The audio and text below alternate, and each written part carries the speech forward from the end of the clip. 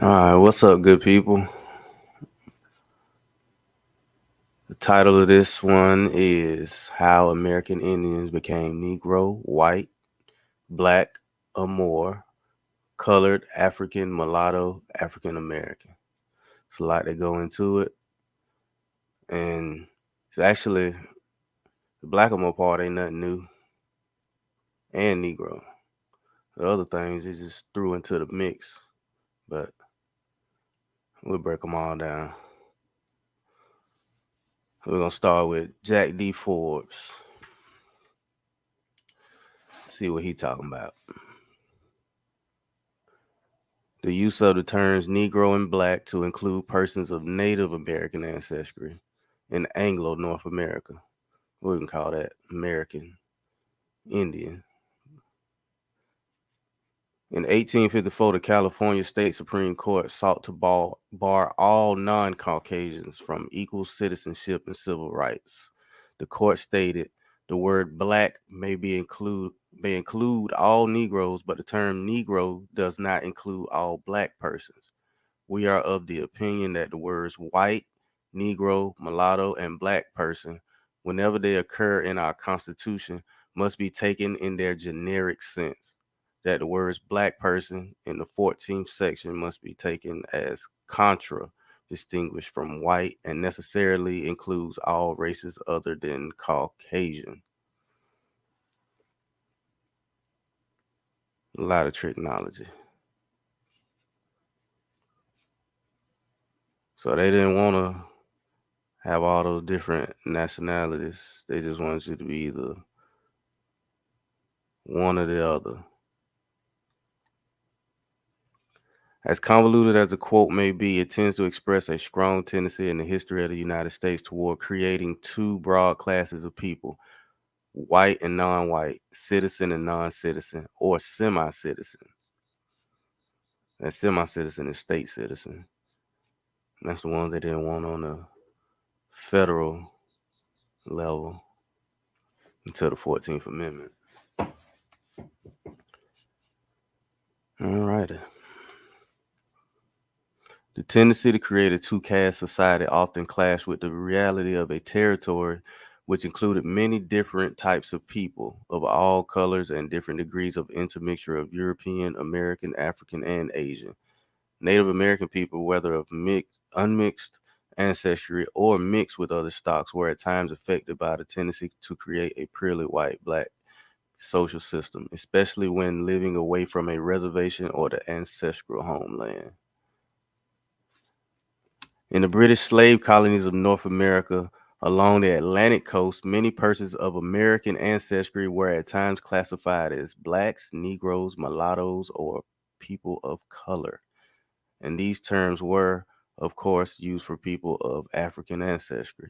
The manner in which Americans and part Americans were sometimes classified as mulattoes and people of color from New England to South Carolina and in the Spanish Empire are explored elsewhere. The purpose here is to illustrate how the term Negro has been applied to people of American descent. Now that's pretty in depth. I don't even think there's no need to even try to go no further than that. We'll break down some more. The possibility that Native Americans were quite commonly called Negroes is very much supported by Portuguese usage. During the colonial period, Brazilian Indians were repeatedly referred to as Negroes or as Negros de terra, Negroes of the land, quote unquote. A great many examples from the 16th and later centuries are cited by George Frederici in his analysis of Portuguese sources. These do not have to be repeated here, but suffice to say that it was so common that finally in 1755, a royal decree had to be issued as follows. Among the regrettable practices which have resulted in the disparagement of the Indians, one prime abuse is the unjustifiable and scandalous practice of calling them Negroes. Perhaps by doing so, the intent was no other than to induce in them the benefit that by their origins they had been destined to be slaves of whites, as in generally conceded to be the case of blacks from the coast of Africa. The directors will not permit henceforth that anybody may refer to an Indian as a Negro, nor that they themselves may use this epithet among themselves as is currently the case. Wow. This Portuguese usage is extremely significant, not only because American or part American slaves could be referred to as Negroes in early shipment records, but also because it very much affects one's analysis of population statistics in colonial Brazil, where in fact the categories of Negro and Mulatto must have often included domesticated or enslaved Indians and mixed bloods. Well, we ain't got to know African part yet, but I guess it's somewhere in there, huh? Insofar as the term Negro became synonymous with slave or a servile status, it lost any specific color reference and became a general term of abuse. Darker people preferring to be called Preto as a result.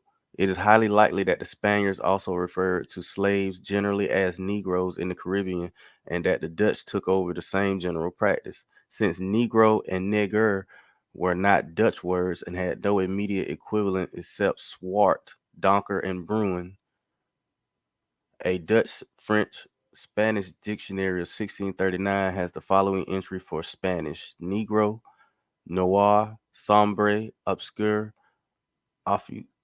offusque, brune, which is French, swart, donker, bruin, Dutch. The Spanish Negro could be translated as dark or brown as well as black, swart. Undoubtedly, this usage facilitated making reference to all slaves as Negroes or Niggers in the Dutch language. Moreover, it is significant that a Spaniard residing in Antwerp in the early 16th century saw Negro as being translated in a number of ways in both French and Dutch.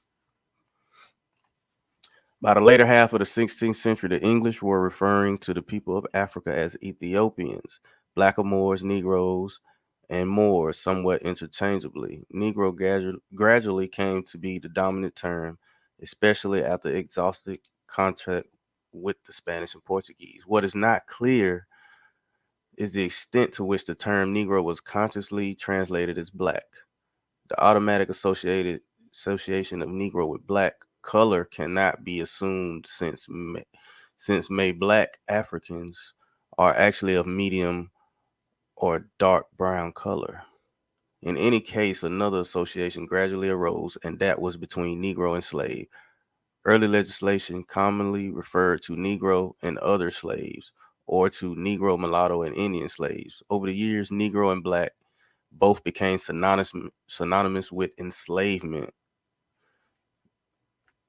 In 1702, an observer wrote that the wealth of Virginia consisted of slaves or Negroes. By 1806, Virginia judges ruled that a person who was of a white appearance was presumed to be free, but in the case of a person visibly appearing to be of the slave race, it is incumbent upon him to make out his freedom.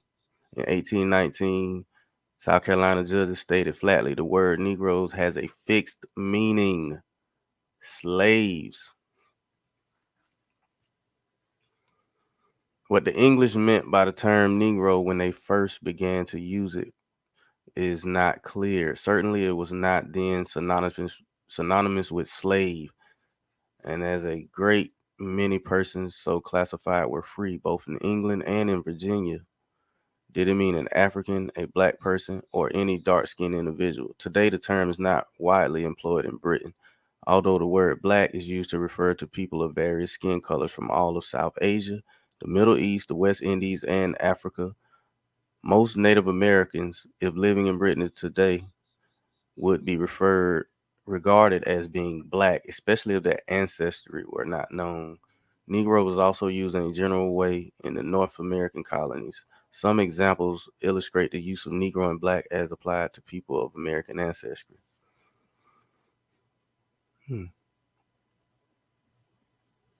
The thing I find strange is, so we know we got Indian slavery, those are dark-skinned people, but then you got a free population of dark-skinned people. So we know how that's going. We know they fighting over land and resources. But then it come back around to, so who are all these pale skinned people? We kind of pretty much know they getting locked up too and enslaved. But we're gonna get it in though. An example from the West Indies is especially illuminating. In 1764, William Young was sent to St. Vincent as a part of the British occupation of that land. Living on St. Vincent were about 3,000 black cherubs or caribs or free Negroes and their slaves, according to Young. The British found it difficult to control the Caribs and wars were fought with them in 1771-72 and again during 1795-96. During the latter crisis, Young wrote an extremely anti-Carib tract designed to prove that the Caribs should be removed from St. Vincent. They were eventually defeated and some 5,000 were shipped to an island near the coast of Honduras. Young was anxious to prove that the so-called black Caribs were not true Aborigines, but were in fact Negro colonists. Who? Negro colonists? Not like them black Europeans. That's who that is. So you got black on black. So who are these white people? Because I know white is a status. And I know a lot of people got shipped out of Europe that they didn't need. So it's a whole lot of swirling, as they say. Whole lot of miscegenation going on.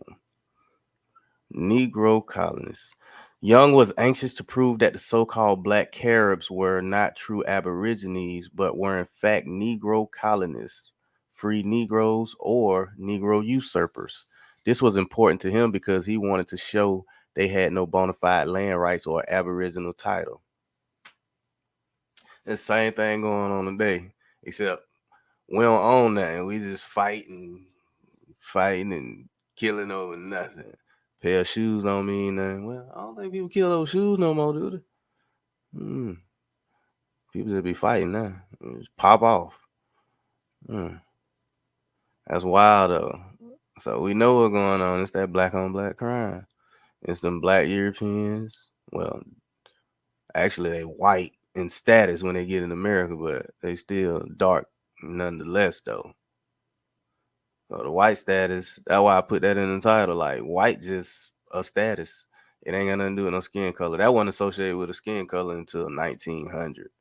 What it is, 1895, 1900, when they started basically bleaching themselves out and putting their mulatto kids on the forefront.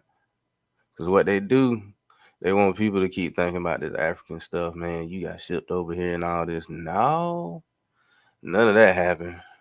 Probably happened a little bit. They say like what, 288,000. Yeah, you can round it off 300,000.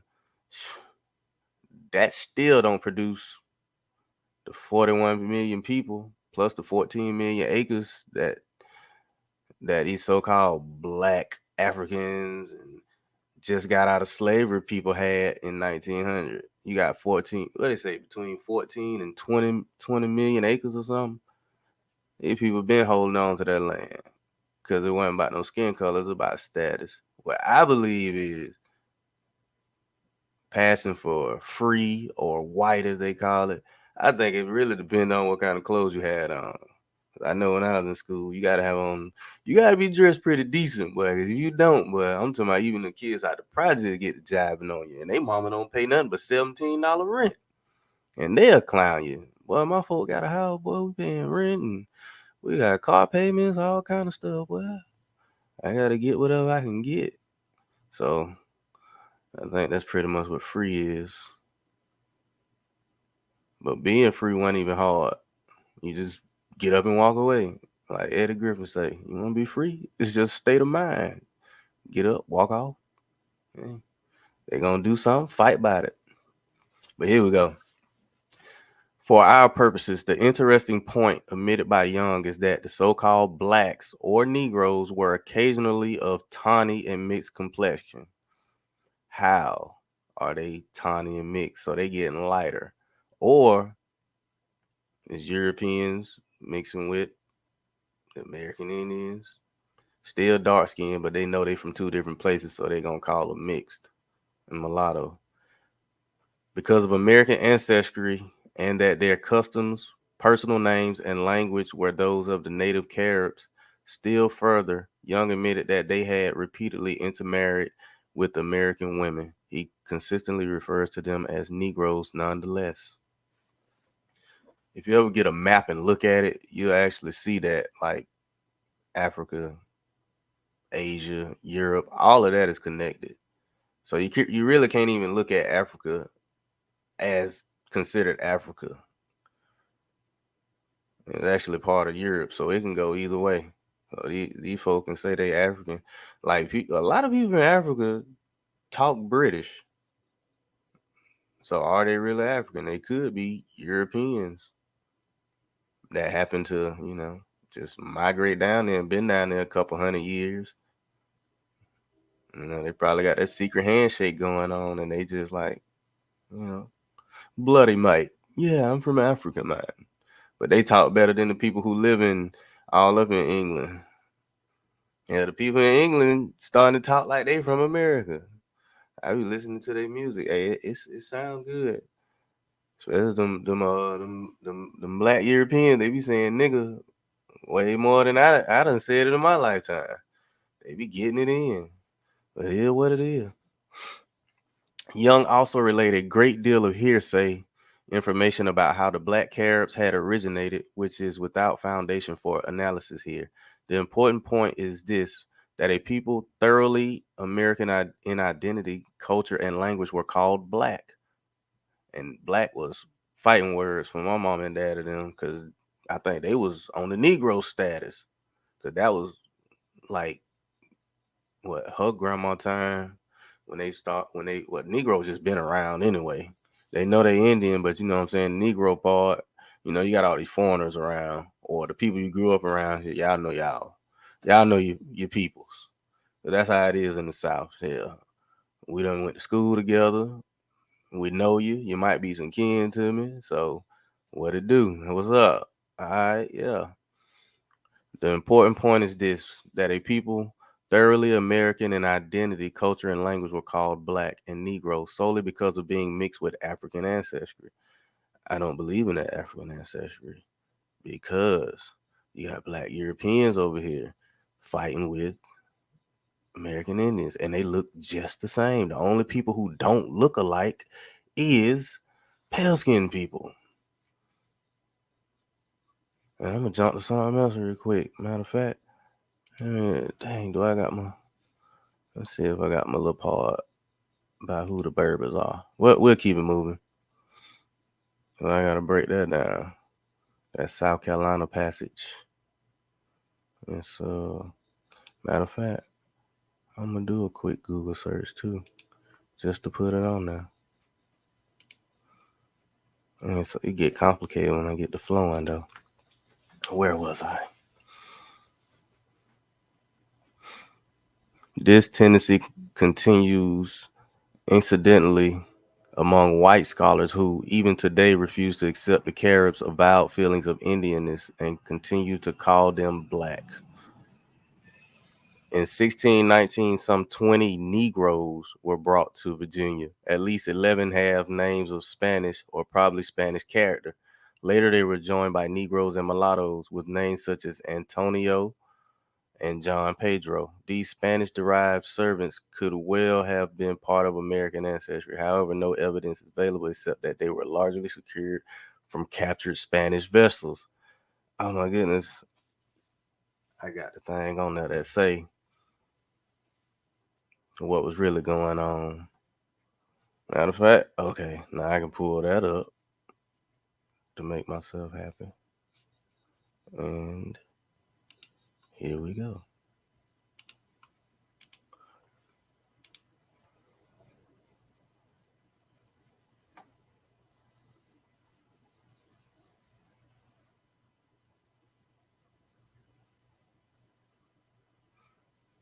Dang, I gotta work on it. It's so lit. I gotta find the one with Queen Elizabeth. Oh, it's on here. Hold on. Let me see where she at. Black. The Bartels. Here we go. Too many Blackamoors, deportation, discrimination, and Elizabeth I. Now, in 1596, Queen Elizabeth issued an open letter to the Lord Mayor of London announcing that there are of late divers Blackamoors brought into this realm, of which kind of people there are already here too many, and ordering that they be deported from the country. 1 week later, she reiterated her good pleasure to have those kind of people sent out of the land and commissioned the merchant Casper van Sinden to take up certain Blackamoors here in the realm and to transport them into Spain and Portugal. Why she sending them to Spain and Portugal? Because they were the first ones. Because this is what 10 years before the English even came, because Sir Francis Drake and them they were pirating. They didn't come on land.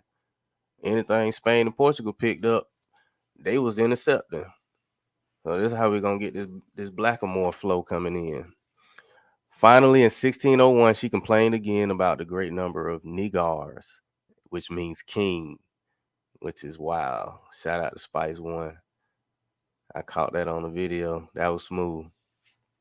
He was on Vlad, matter of fact. You telling him, nigga mean king, niggars, all that, man. Get right.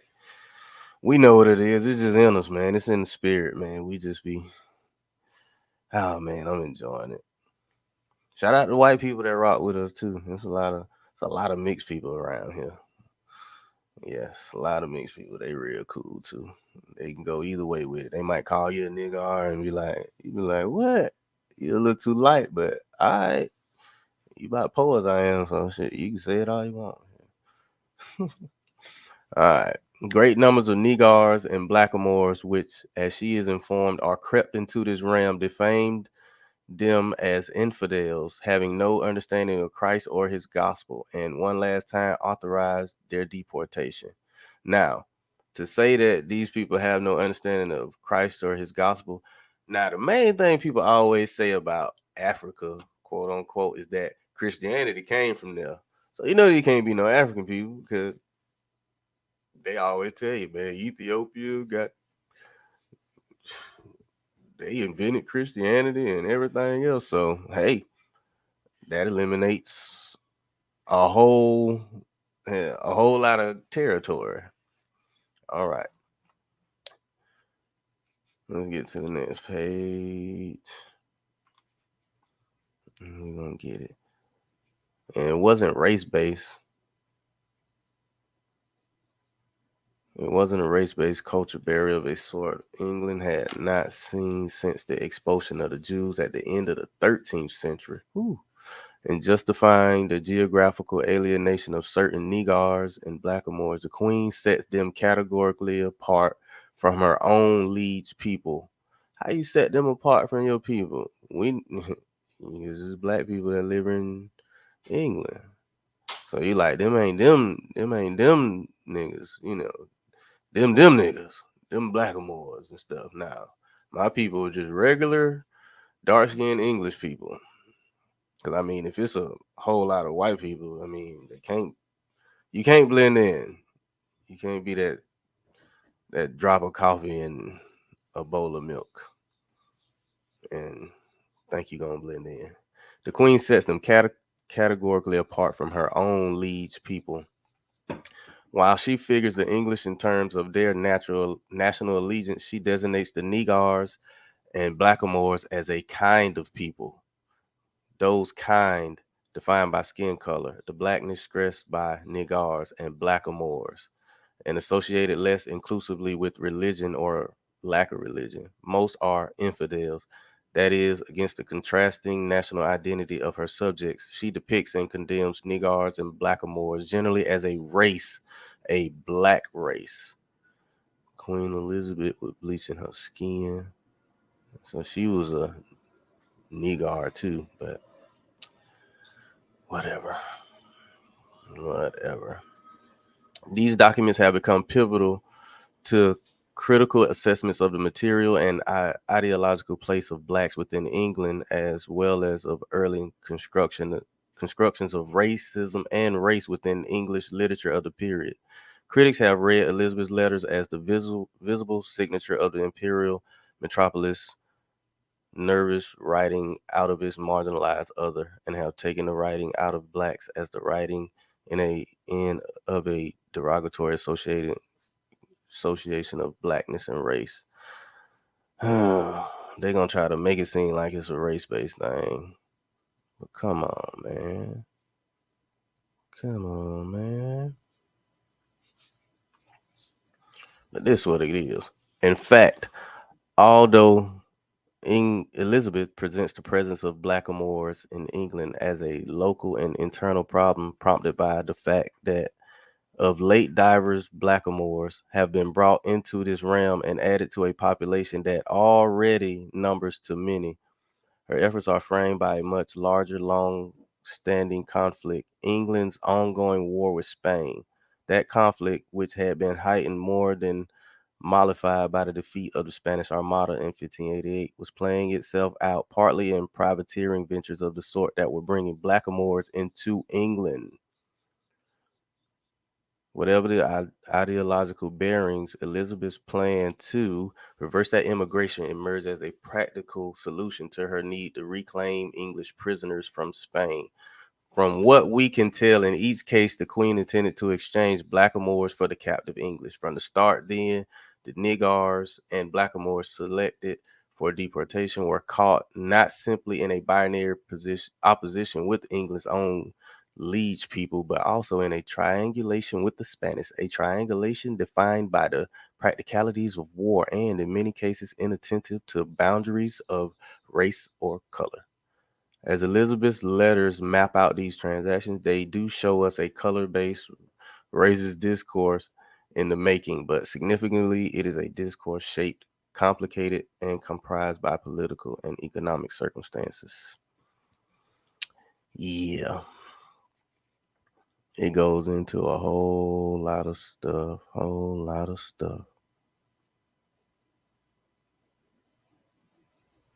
And this around the same time, they got to start a system to keep their people from dying and starving and stuff before they start shipping them off. Because a lot of people didn't work, didn't do anything. They just hung around, loitering, like the stuff we used to get tickets for, jaywalking and stuff, anything. To date, critics have only speculated about the identity of these subjects, first called Blackamoors, and in the last letter, Negars and Blackamoors, and in efforts to underscore the racial politics significantly at issue here, have named them black servants, Moors, and Africans. As Nabil Matar has cautioned, these terms are not interchangeable, and while their use was indispensable in articulating race as a visual category for early modern as well as modern readers, we are now in a position to historicize these markers more carefully and to recognize their vagueness and interminacy. In the 17th century, Blackamoor gets someone codified in poetry, all that crazy stuff. Yeah. What we got to get to. What gets notably and I would argue strategically lost in these inscriptions is the fact that the initial group targeted for deportation were Negroes captured from a Spanish colony in the West Indies. Specifically, in 1596, the Queen proposes deporting 10 Blackamoors who had been recently brought into the country by Thomas Baskerville. Wow. She explains to the Lord Mayor her majestic understanding that there are of late divers Blackamoors brought into this realm, of which kind of people there are already here too many. So they already had a shit ton of people from America in there. Or, my bad, they had too many people in England anyway to deal with for them to bring more. Considering how God had blessed this land with great increase of people of our own nation as any country in the world, whereof many for want of service and means to set them on work fall to idleness and to great extremity. Her Majesty's pleasure, therefore, is that those kind of people should be sent forth of the land, and for that purpose there is direction given to this bearer Edward Baines to take of those blackamoors that in this last voyage under Sir Thomas Baskerville were brought into this realm, the number of 10, to be transported by him out of the realm wherein we require you to be. Well, they couldn't write in England. I mean, they don't write like we write. That's that old English.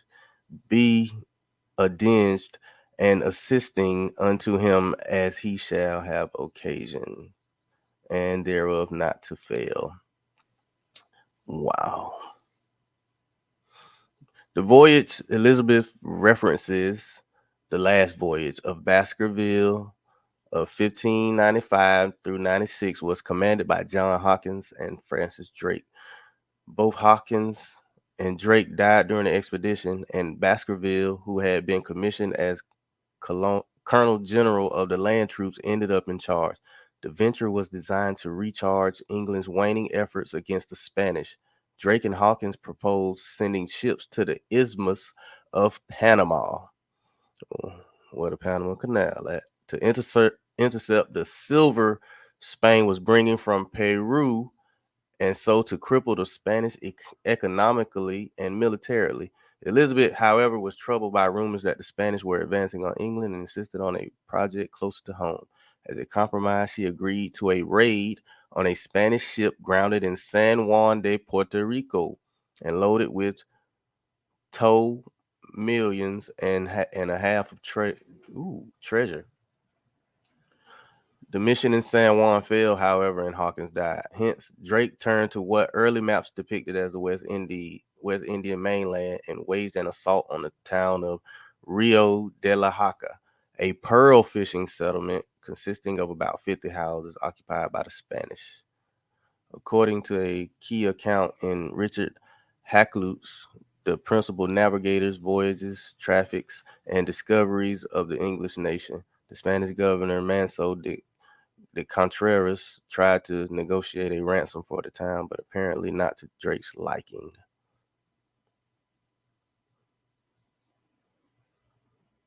So they was over there hitting lit. They were pulling kick those. That's crazy. As a result, while Baskerville stormed an outpost, the general Drake, with some 150 men, took the Rancheria, a fisher town, where they dragged for pearl. The people all fled except some 16 or 20 soldiers, which fought a little, but some were taken prisoners, besides many Negroes, with some store of pearls and other pillage.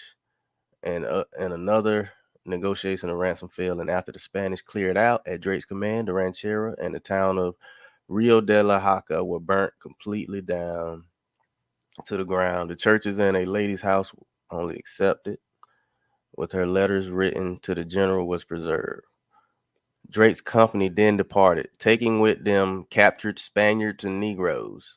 In addition, the English later took 2 more Negroes, this time from a Negro settlement at Nombre de Dios, according to the Spaniard Miguel Ruiz del Duan, who fought against Baskerville. It seems highly likely that these 2 groups of Negroes were indeed the Blackamoors.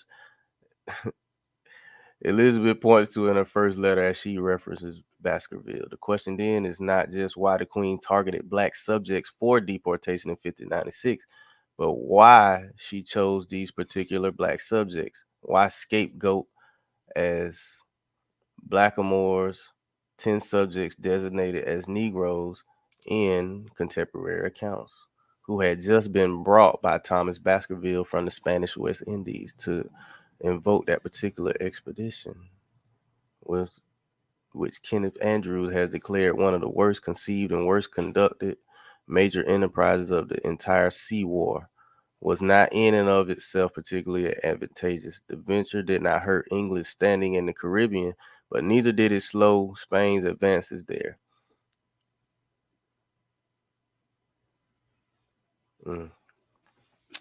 The head of the Spanish fleet, Don Bernardino Delgadillo del Avellaneda, well, them Spain, well, them Spanish folks, in fact, used the events as evidence of English cowardice, and his Spanish lies were troubling enough to prompt a bombastic rebuttal from Bakersville and one of his captains. The Negroes from the Baskerville campaign, however, came into England as prisoners of the ongoing Anglo-Spanish conflict, and it was that political position, I will argue, that made him especially useful and suspect to the Queen. Mm-hmm. Yeah.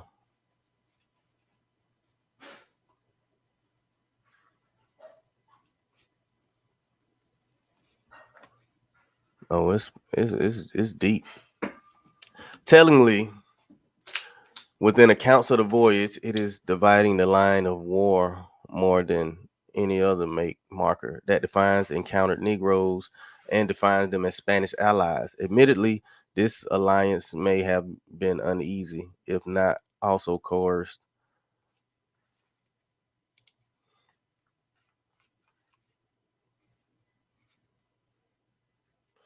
At least for some Negroes who may have been runaways, Spanish accounts reveal that the Spanish were suspicious of freed Negroes who had come to serve the Spanish in this war.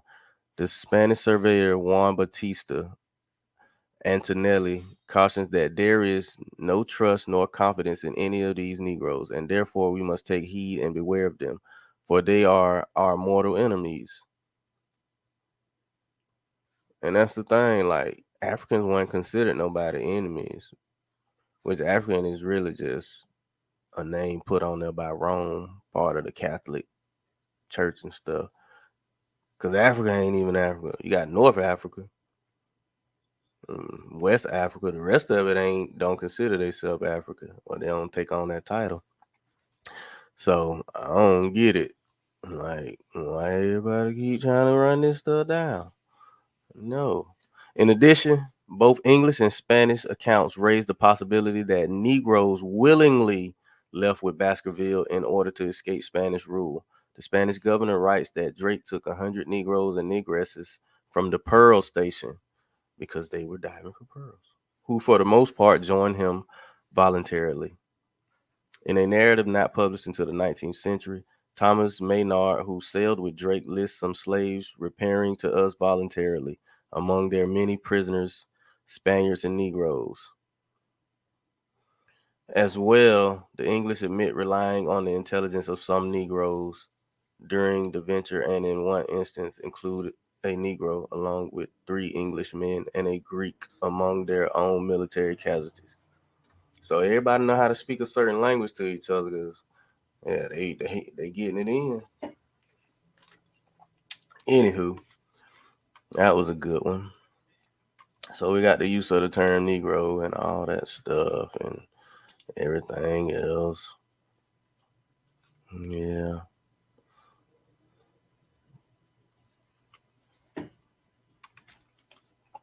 We know these people in Indian folks.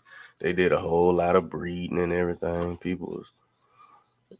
wasn't as crazy as it seemed. Yeah, that 1670 population of Virginia was said to be 40,000, including 2,000 black slaves. Evidence indicates that there could not have been that many Africans there, and also that there were a great many American slaves or servants.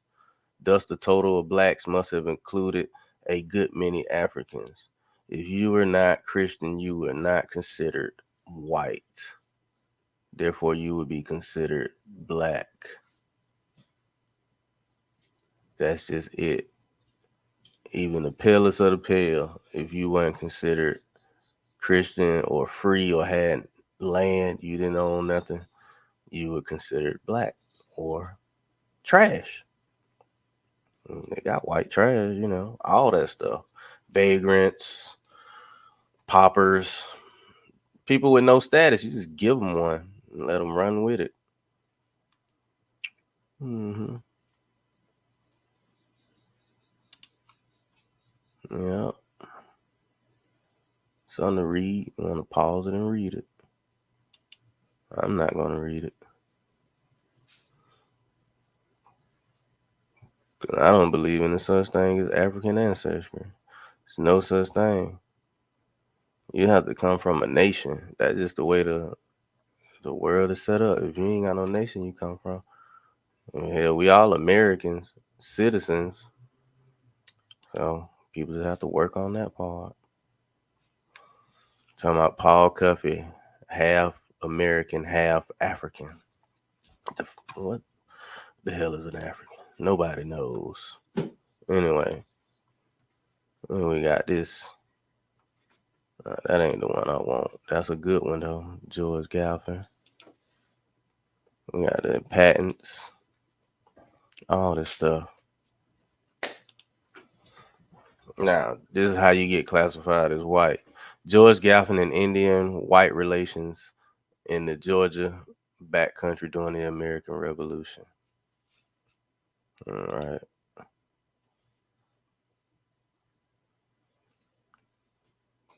These just the first few pages. Break it down.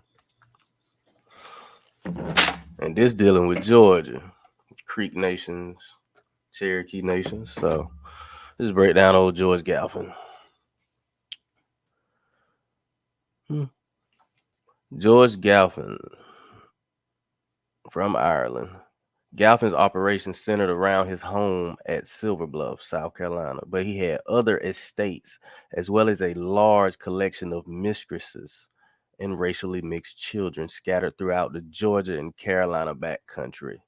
One of his concubines was a Creek princess who bore Galpin 3 mestizo children. He white, so it can go either way. Yeah. Actually, he had at least 10 kids. At least 10. And he's considered white. She's considered what? A Negro, Indian, colored, whatever you want to call her.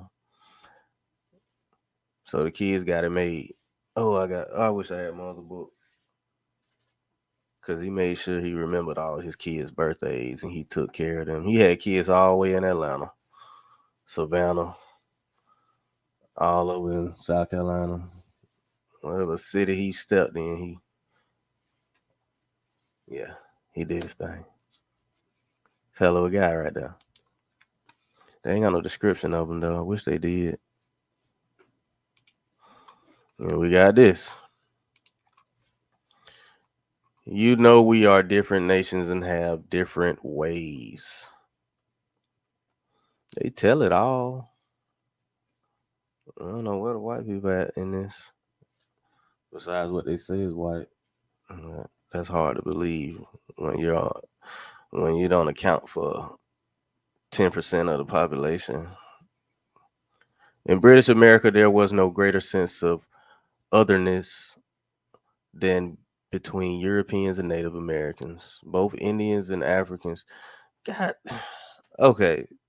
So they just put 4 different kind of people in here. You put Europeans and Native Americans. Then you say both Indians and Africans represented the other to white colonists. But the Indians held one card denied to the slave Africans autonomy. Wow. As sovereign entities, the Indian nations and the European colonies often dealt as peers in trade, war, land deals, and treaty negotiations. Indians held power and used it as late as 1755. An English trader asserted that the prosperity of our colonies on the continent will stand or fall with our interests and favor among them. Okay. What I'm talking about. The missionaries. Here we canvass the many descriptions of Indians by white colonists and Europeans and sample the sparse but telling record of the Native American perspective on Europeans and their culture in pre-revolutionary 18th century British America.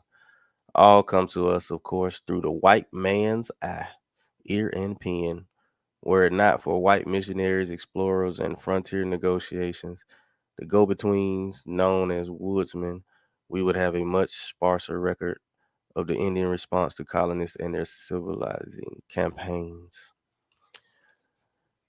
In 1700 Pennsylvania, Francis Daniel Pastorius, the natives, the so-called savages.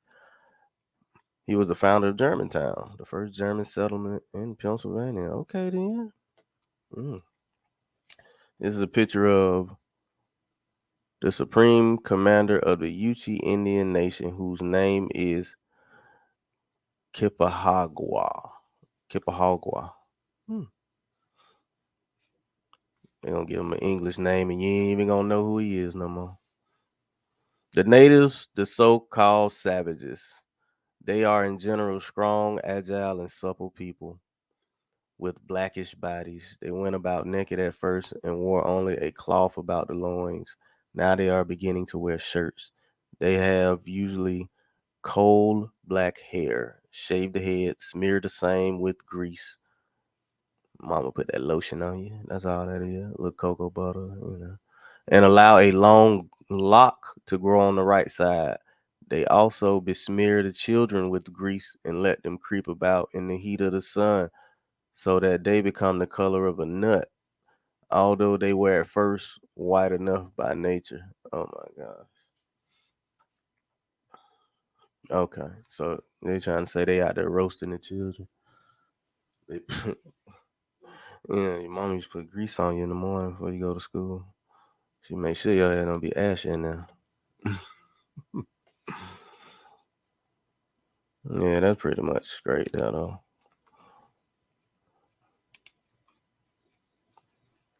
It's deep stuff though. They put stuff together.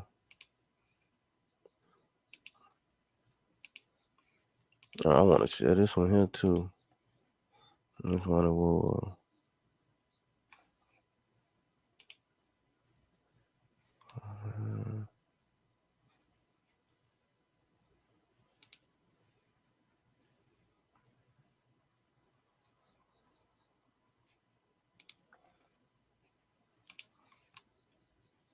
Just like this one.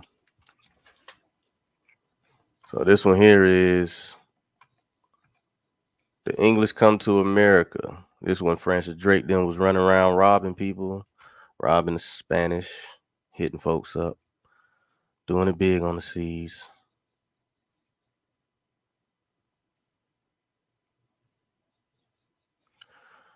The rise of nation states in Europe and the splintering of the Christian church during the Protestant Reformation, begun in 1517, led to political, religious, and economic competition for colonies in North and South America.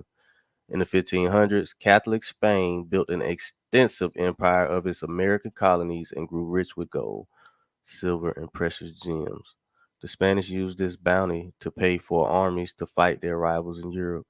The desire for wealth and empire also drove English exploration to North America. Sound like them boys getting it in. That's just the way that go. I'm gonna skip on past that. Who that is? Sir Walter Riley. I don't know if he really looked like that. He looked weird. I don't know what the hell he got on. We don't wear that today. I think they were kind of wearing it in the late 1800s. All right. So this is when they 1606 setting up colonies and stuff. King James I issued a new charter to a business venture known as the Virginia Company of London. Okay. Now the king granted the company all the territory between modern day Cape Fear, North Carolina, and Long Island. All right. And here we go. Now what they supposed to do, the Virginia Company investors expected to establish a colony that would extract North American riches, including gold, silver, precious gems. That would be the quickest way to enjoy a return on their investment, but they were open to profit through other natural resources as well. Moreover, they wanted to find the Northwest Passage, a legendary waterway to the lucrative Asian trade. The company was an entrepreneurial enterprise designed to earn a profit and also a bold, risky venture, but no means was it success guaranteed. Now, this is it. The company's first group of 104 men and boys. They don't never bring women with them. I mean, you can't really bring them because you don't know what's going on. You're on a business trip. Can't take your woman with you. You gotta stay home if you got one. The way they leaving, shit, I don't think they got nobody at home. Mm. The company's first group of 104 men and boys left London in December 1606 and landed in the Chesapeake Bay in April 1607. The company had appointed a governing council that selected a president, Captain Edward Maria Wingfield. Okay. May 14th, they chose its first settlement about 60 miles from the mouth of the Chesapeake Bay on the James River, named in honor of King James. All right. So they trying to set that up. Now, once they settled the site for their settlement, the English began exploring the area. On May 26, nearly 200 local Indians attacked them, wounding almost a dozen and killing 2 Englishmen. So now they're down to like about 80 people. As the Indians persisted in attacking at the settlement, the settlers began constructing a 3-sided fort with bulwarks in each corner to mount cannon. They planted crops, even though it was late in the planting season. But life in the colony remained difficult. In addition to disease and a lack of food, there was political infighting among the councilmen. By the time supply ships arrived from England in January 1608, 2/3 of the colonists were dead. What? Captain John Smith was a controversial figure among the first settlers. He arrived in Virginia in chains, having been accused of mutiny during the voyage from England. In the months after the settlement was established, he undoubtedly contributed to the political infighting on the council, but he also demonstrated his usefulness to the colony, leading expeditions to map the area and obtain food from local people through a combination of force and trade. In December 1607, while exploring the Chickahominy River area, Smith was captured by the brother of the Powhatan leader. He was taken to the northern shore of what is today called the York River to meet Chief Powhatan. Powhatan was a great ruler, powerful ruler who controlled most of the tribes in the Chesapeake region. John Smith described him as tall, well-proportioned man, his head somewhat gray. Oh, they took out the part when they said he was tall and dark and swarthy and black. He could have been a Blackamoor. You could call him a Negro, Indian, all that. Well, they skipped that part. His age, near 60, of a very able and hard body to endure any labor. Smith was fed and questioned during his stay with Powhatan. He later claimed that Powhatan attempted to execute him, but the chief's young daughter, Pocahontas, saved him. Today, some historians believe Smith misunderstood his ordeal and that, in fact, he underwent an adoption ceremony in which he was ritually killed and resurrected by Pocahontas. It seems that Powhatan had decided Smith and the English settlers were worthy allies. Perhaps he wanted to control trade with Europeans. Perhaps he wanted access to metal tools and weapons. We cannot be certain of his motives, but we can be sure the great chief was no novice at diplomacy. Yep, that's how he hit him right there. You see him smoking that peace pipe. And the boy sitting there looking crazy. Oh yeah, he got initiated into the group. Just that easy to find something like that out. Anywho, same thing with George Washington. George Washington lived in the Indian world, but his biographies have erased native people. This is from Long Reads. Stuff is on the internet. It's easy to find. Just type in stuff you want to know, and it's gonna tell you what you want to know. What it say? On Monday afternoon, February 4th, 1793, President George Washington sat down to dinner at his official home on Market Street in Philadelphia. Market Street. Washington dinners were often elaborate affairs with numerous guests, livered servants, and plenty of food and wine. On this occasion, Secretary of State Thomas Jefferson, Secretary of War Henry Knox, Attorney General Edmund Randolph, Governor of the Northwest Territory, Arthur St. Clair, and a gentleman of the president's family dined with him because they were hosting an official delegation. Six Indian men, two Indian women, and two interpreters representing the Kakaskia, Peoria, Piankashaw, Potawatomi, and Muscoutin nations had traveled more than 800 miles from the Wabash in Illinois country to see the president. Before dining, they made speeches and presented Washington with a calumet pipe of peace and screams of wampum, wampum. Get it, boy, that pipe. Everybody know. You get that pipe and you hit it right before dinner. Oh boy, you gonna tear something up. That wasn't tobacco. There wasn't no tobacco there. I know. Mm-mm.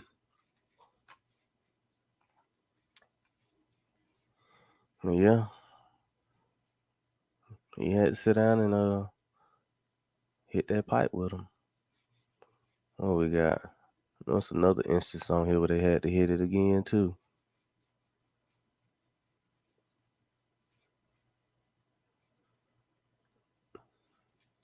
Yeah.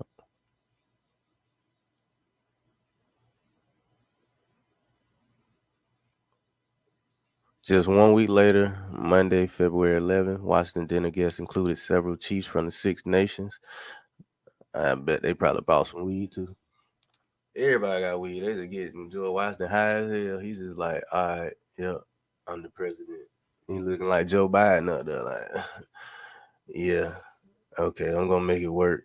What you say I gotta do again? Some good ass turkey. What is it? It's turkey. It's corn. All right, I got you. Washington dinner guests included several chiefs from the Six Nations, the Haudenosaunee or Iroquois. Yeah, take that big word off. A Christian Mohican named Hendrick Opomut. So he really white then. He's still a Mohican, but he classified as white because he's a Christian.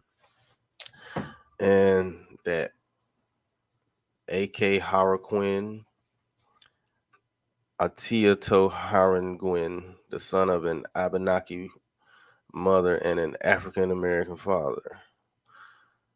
Oh my gosh. Like that word wasn't even in use until the 1980s. 200 years into the future, they smoking something good. Who had been adopted by Mohawks but now lived in one eye of the country and who was usually called Colonel Lewis Cook. After Washington approved his commission for services during the Revolution, before dinner, the president thanked his Indian guests for their diplomatic efforts in carrying messages to tribes in the West. When it was 1770 something, the West wasn't considered past the Mississippi. Well, it just got past Mississippi after they took the French territory. Indians halted when yellow fever broke out in Philadelphia in the summer of 1793. 5,000 people died and 20,000 fled the city, including, for a time, Washington, Jefferson, Knox, and Secretary of the Treasury Alexander Hamilton, who survived a bout of the fever. A Chickasaw delegation on its way to see the president turned back on hearing of the epidemic in the fall. But the visits resumed the next year.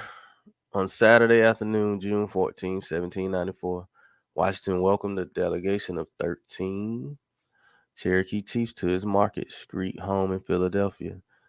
They were in the city to conduct treaty negotiations, and the members of Washington's cabinet,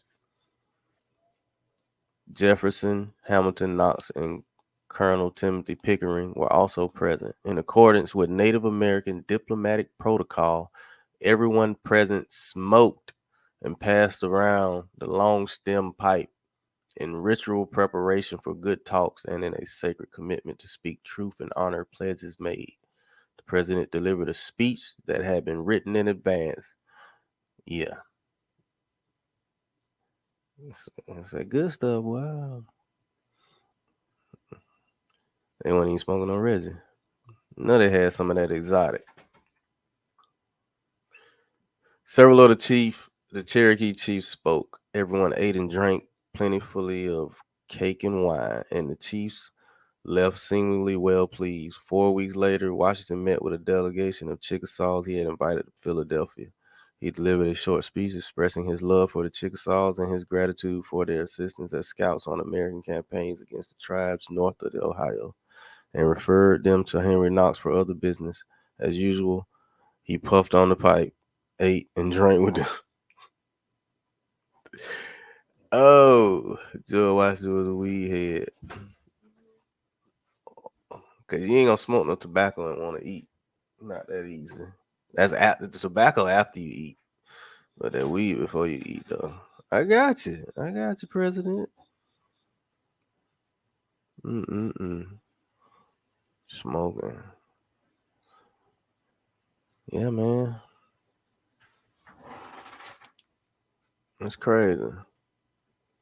Anywho, that's just one thing.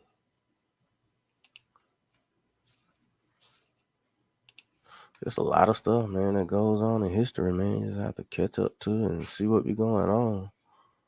They'll run that slick on you real quick. They're like this: runaway slaves and the making of Georgia. You know, the Irish got shipped over here. They got shipped straight to Barbados and all of the islands and stuff. And like I just showed, they were shipping Indian folks all to Europe too. So if they shipped into Europe, Europe sent them to Spain. But I think they kept some of them though. I think they kept a good bit of them folks. You see the Chickamauga flag, which supposed to be a racist Confederate flag, but they had colored troops and colored folks is literally considered Indians. The Indians never really got put on the Trail of Tears, like people say. Partially. It's just so much craziness, man. We looking at stuff in terms of skin color. No. Skin color ain't got nothing to do with it. A lot of folks had some stuff going on that we don't know nothing about. Slaves in the making of Georgia. Man, look here. Where it said that. And it's from 2005, so you know they done changed everything. You know what I'm saying? Who wrote this book? By Anthony F. Moffat. You already know they wrote whatever they wanted to write in it.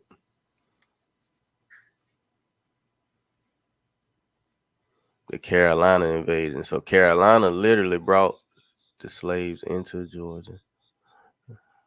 They got new Negroes, African runaways of revolutionary Georgia. Religious upheaval among slaves. What having religious upheaval for?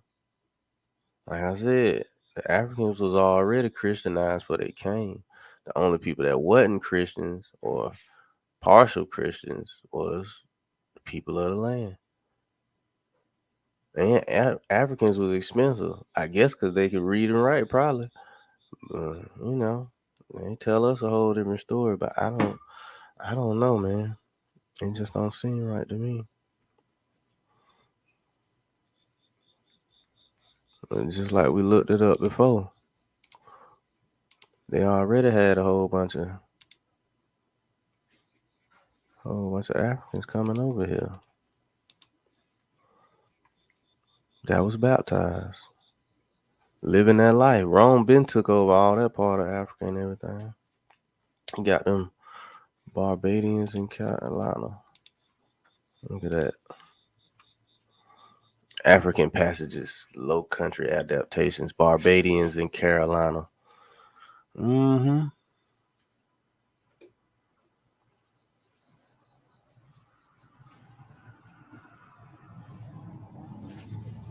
And stuff written in so recent of time that it's just rough, man, trying to even read it. You have to go back and like read the stuff that they were saying. Matter of fact, I'm gonna hit you with this one right here. Cause I don't know why my stuff always pop up and go. South Carolina Slave Code. This is how it go. The Negro Law of South Carolina This is another way they done classified folks. And this was by who? John Belton O'Neill. It just really summarized everything. Cause they modeled their what they call it, their laws after Barbados. So here we go. Section 1 declares all Negroes and Indians free Indians in amity with the government, Negroes, mulattoes, and mestizos who are now free accepted. We ain't including them to be slaves. I declare all Negroes and Indians to be slaves. So basically, just saying, hey, you got to prove it. The offspring to follow the condition of the mother, and that such slaves are chattel property. All right. Under the provision, it has been uniformly held that color is prima facie. Prima facie just means the order. It just means the here and now, or on site. Matter of fact, on site. So if I see you, you look like a slave, I'm gonna try you. You know what I'm saying? You better pull them papers out. That would mean that the party bearing the color of the Negro, mulatto, or mestizo is a slave, but the same prima facie result does not follow from the Indian color. See, this is just what do they call it? It's that tongue work. It's that tongue lab, man. They throwing stuff at you. Check this out. Section 3. Indians and the descendants of Indians are regarded as free Indians in amity with the government. Now, this is 1740. So 1740, Georgia ain't nothing but 4 years created. And it wasn't even a whole state. It was probably like not even a quarter of the state. It was really just along the river. So everything else considered Indian country. So what we trying to do here now? That's just like me leaving from Augusta and going to Burt County. I be in Indian country. Every Negro, Indian, mulatto, and mestizo is a slave unless the contrary can be made to appear. Yet in the same, it is immediately thereafter provided that Indians in amity with this government accepted, in which the burden of proof shall lie on the defendant, that is, on the person claiming the Indian plaintiff to be a slave. This latter clause of the proviso is now regarded as furnishing the rule. The race of slave Indians or of Indians not in amity to this government is extinct, and hence the previous part of the proviso has no application. 4. The term Negro is confined to slave Africans, the ancient Berbers and their descendants. It does not embrace the free inhabitants of Africa, such as the Egyptians, Moors, or the Negro Asiatics, such as Lascars. Mulatto is the issue of the white and Negro. When a mulatto ceases and a party bearing some slight taint of the African blood ranks as white is a question for the solution of a jury. See, that's all right. Okay. No idea. Now when the mulatto ceases and a party bearing some slight taint of the African blood ranks as white is a question for the solution of a jury. Whenever the African taint is so far removed that upon inspection a party may be fairly pronounced to be white, and such has been his or her previous reception into society and enjoyment of the privileges usually enjoyed by white people, the jury may rate and regard the party as white.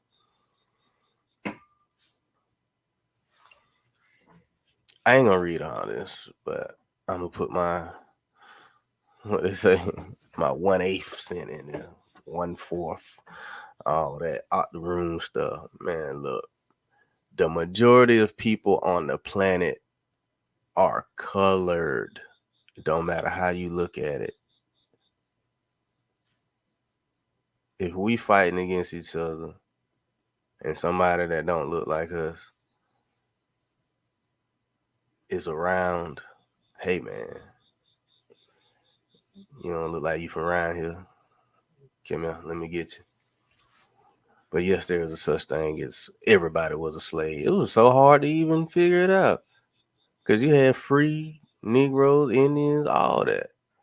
It's just a whole bunch of stuff. A lot of stuff is switched up now. A lot of it is. So we don't really know what's going on.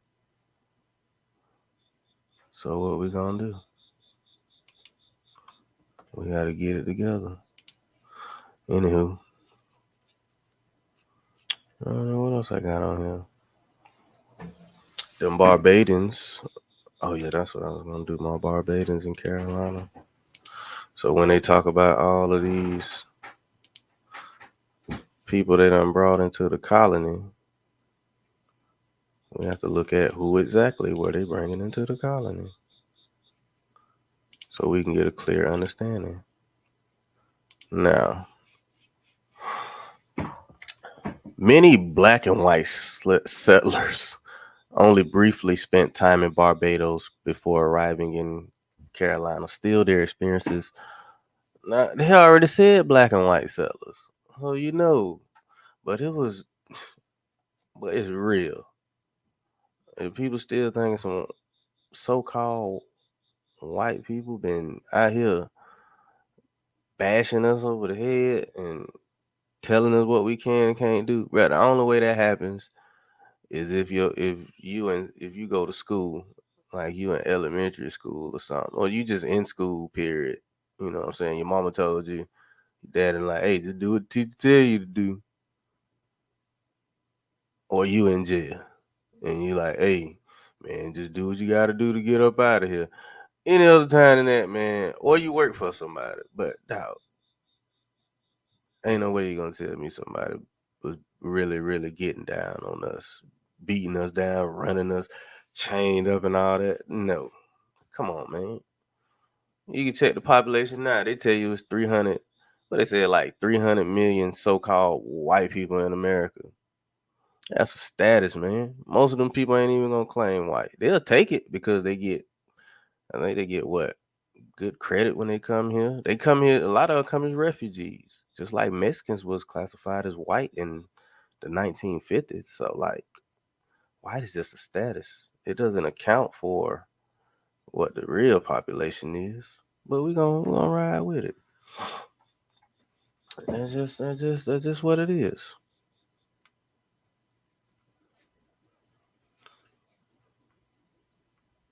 I hit them with this because it's a lot.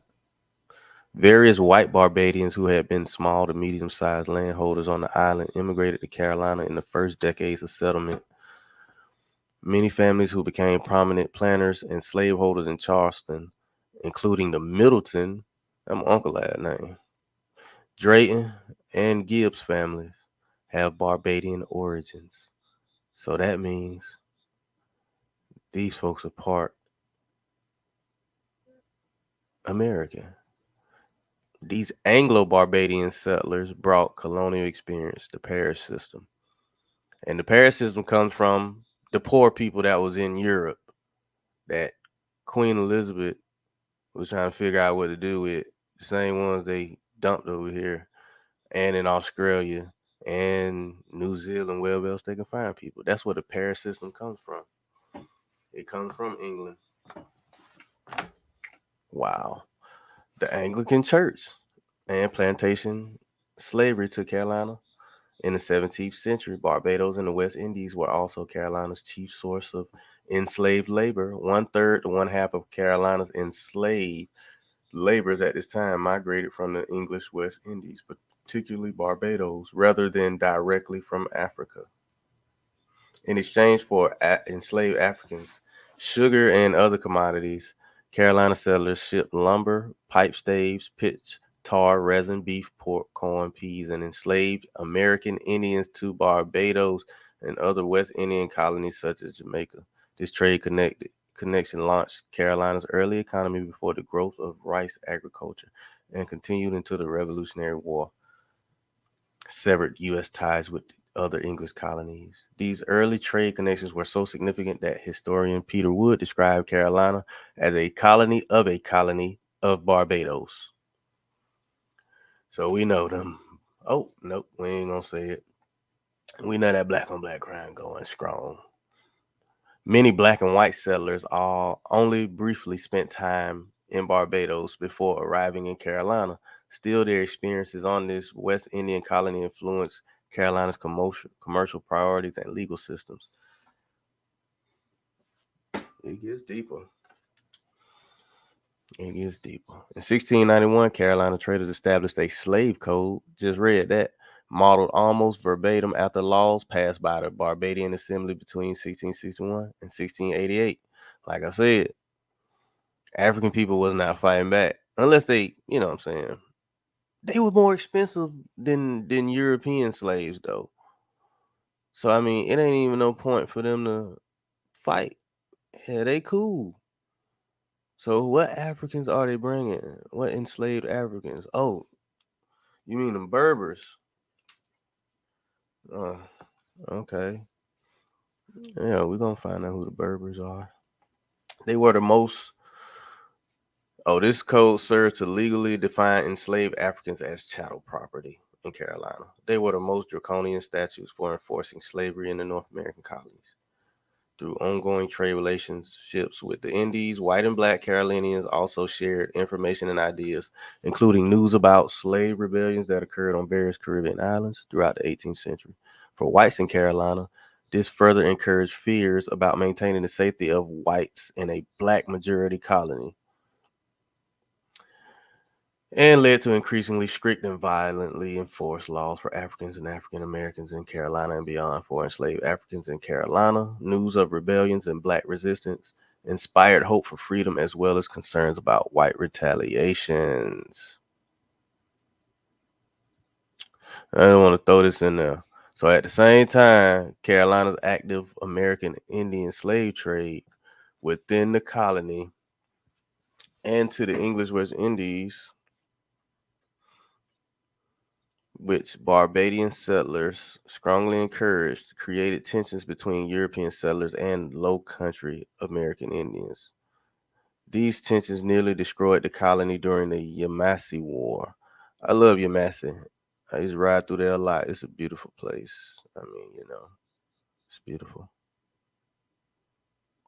When a confederation of American Indian groups attacked Carolina settlers in retaliation for American Indian slavery and other trade and land encroachment grievances. By 1719, Carolina had officially split into North and South Carolina, though the first official governor of North Carolina was appointed decades earlier, and settlers asked the English crown to take direct control of the colonies. South Carolina settlers believed that the Lords proprietors could not provide effective management or security to protect them against outside attacks from American Indians and European rivals, or from African and American Indian slave rebellions within the colony. I wonder if they made them smoke too, because they sure got George Washington, Thomas Jefferson, Alexander Hamilton. All of them had to hit the dope. Boy, you better hit this blunt, but this ain't no after school special. You better hit this, nigga. Hit it. You already know. It's a whole lot of game being played with people. Too many games being played, which is wild. I got this one more. I'm gonna go ahead and leave it alone. Oh, that ain't it.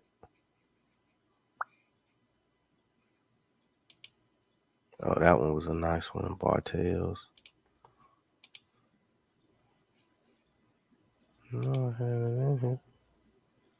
Oh, Black Catholics. Yes. So we done got to the term. Well, African American is new, so that really ain't even nothing. I just put AA in the title. Black Catholicism, Religion and Slavery in Antebellum, Louisiana, 2005. And it's from LSU Digitals, which I love. I love LSU. Yeah, Louisiana is it.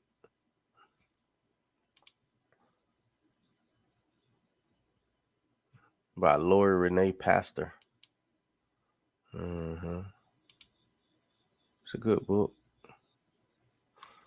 The social and economic exchange among slaves, free people of color, and the Catholic Church in Southeast Louisiana.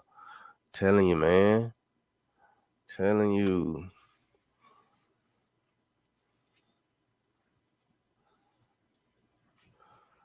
Here, the abstract. The practice of Catholicism extended across racial boundaries in colonial Louisiana, and interracial worship continued to characterize the religious experience of Catholics throughout the antebellum period. French and Spanish missionaries baptized native settlers and slaves, and the Catholic Church required Catholic planters to baptize and catechize their slaves. Most slaveholders outside New Orleans, however, were lax in the religious education of slaves. Worked holidays and did not always correspond to religious holidays. Holidays and holidays sound the same. And the number of slave baptisms and confirmations on Catholic plantations often depended on the willingness of the local priests or the slaves themselves to attend the parish church. Mm-hmm. Despite these limitations, enslaved persons in the river parishes of Louisiana integrated Catholic rituals into their expressions of spirituality.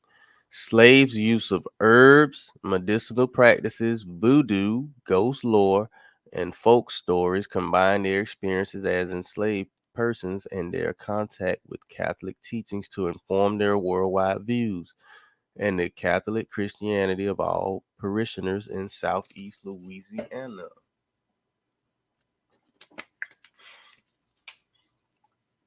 It's a lot. For free women of color, the Catholic Church offered particular opportunities to extend their religious, social, and economic standings. In the river parishes outside New Orleans, free women of color demonstrated their piety and their financial resources by engaging in economic exchanges with local churches. In New Orleans proper, a group of free women of color formed the Sisters of the Holy Family, the first order solely for women of African American descent in the city. Well, I told you African mean Catholic. It ain't got nothing to do with where you from. Man, cut it out. What's Africa? Leo Africanus, whatever they call them, from the BC or whatever time it was, the AD, that colonized North Africa and brought it under Catholicism. It's just that easy. That's where that African come from. People talking about African American. But y'all don't know Catholics been running the US for the longest. That's just it. All the presidents been cool with Catholics. George Washington, his stepkids or whatever, the ones who married into all the other families, they were Catholics. Thomas Jefferson, they're rocking with the Catholics because they didn't care about your religion. They just like, hey, let's just get along. Folks run that game on you, tell you African American. What that mean? Catholic American? Yeah, I got you.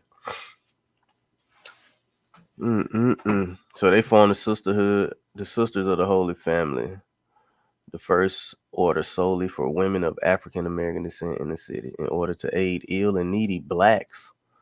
Although the Catholic Church had neither unqualified success nor absolute failure among African American parishioners during the 18th and 19th centuries. Wow. The experience of free women of color in Louisiana proved that some blacks found religious as well as social and economic identity in the Catholic Church. Ultimately, the Catholic Church provided some degree of spiritual agency for those who incorporated and changed Catholic practices to fit into their lives. See? In colonial Louisiana, the Roman Catholic religion fashioned the lives of natives and settlers. Who are those settlers? Those free Negroes. Didn't Benjamin Franklin say all of Africa is black or tawny? Asia, chiefly tawny. Well, that bar for bar with him. The French, the Spanish, the Swedes, the Russians, Italians are all of what we call a swarthy complexion. Only a few people in England make up the principal body of white people.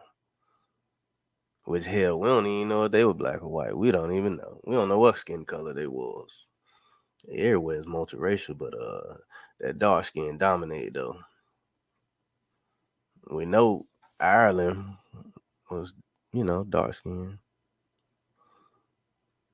Scotland, all them people that were getting shipped over here, a lot of them was in indentured servitude, slavery. It's a lot, man. It's a lot. This ain't from no school books, man. It's too much truth to be told, because if they tell the truth, then all that white superiority stuff you just stomp it. You just open up your trash can and just fill it up with it. You what? Superior to who? How? That's what surprised me about stuff. Like literally, you can dribble a basketball and become a wealthy person. You can play a sport and be good. I mean, hell, get an education, all that stuff. Cause when I look up George Washington, them people, and like just people in general, man, that people call black, African American, all that. A lot of them come from, that's where the term silver spoon in your mouth come from. Like, man, our history is world history. American history is world history. Like, and yes, so-called white people are included in it. You know what I'm saying? Hey, man. Hey, it's been like this a long time, man. Men like women. And here, some people will kill to get them. Some people, people plotting schemes. Some people got swag. Some people don't. Some people use the swag of the sword. What they call shoot. Some dude can just, spit that game. What up? Yeah, let me get you. Some of them out there kidnapping and snatching them up. Hey, it is what it is. Everybody was in slavery. I'm gonna get this little part and I'm gonna be off of it. In colonial Louisiana, the Roman Catholic religion fashioned the lives of natives and settlers, free and enslaved alike. From Indian and African slaves to Jesuit priests to free women of color in New Orleans. Individuals often explained who they were or expanded their roles within their families and societies in religious terms. Same way around here. If they know you, they gonna, you know what I'm saying? Yeah, I fuck with you. Yeah, but I know who you is. But you need a job. But you need something. Need anything? But I got you. Yeah, but I know your mama and your daddy. Yeah, but I used to holler at your auntie. Yeah, I got you. It's a society, man. Yeah. 18th century French missionaries baptized indiscriminate of race and sanctioned interracial Catholic unions, hoping to build a Catholic colony of settlers and natives. While some French leaders argued against French Indian marriages and even against the extension of sacramental rights to black slaves, many authorized interracial marriages as biologically solidifying French claims to the area and universal access to the sacraments as ensuring the peaceful acculturation of Native Americans and black slaves. For the colonists in Louisiana, religion also provided a layer of identity that shaped their personal lives and their involvement in a wider culturally and racially heterogeneous society, particularly in the rural parishes of Southeast Louisiana. Roman Catholicism provided a venue for religious as well as social and economic opportunities for enslaved and free African Americans. Hey, this is from 2005. Never mind that African American gibberish they putting up there. I ain't gonna read no more. It did say few Protestants or Jews inhabited early Louisiana, but after 1803, the influx of English and Americans introduced large numbers of Protestants into Louisiana who formed communities within their own particular beliefs.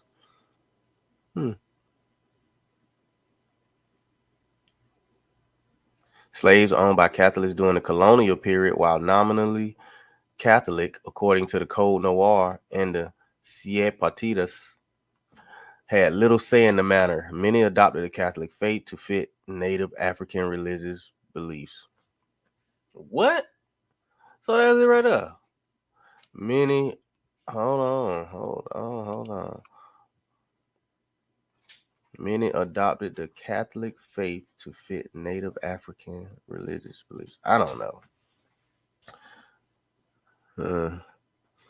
It is too much, man. I mean, that is crazy.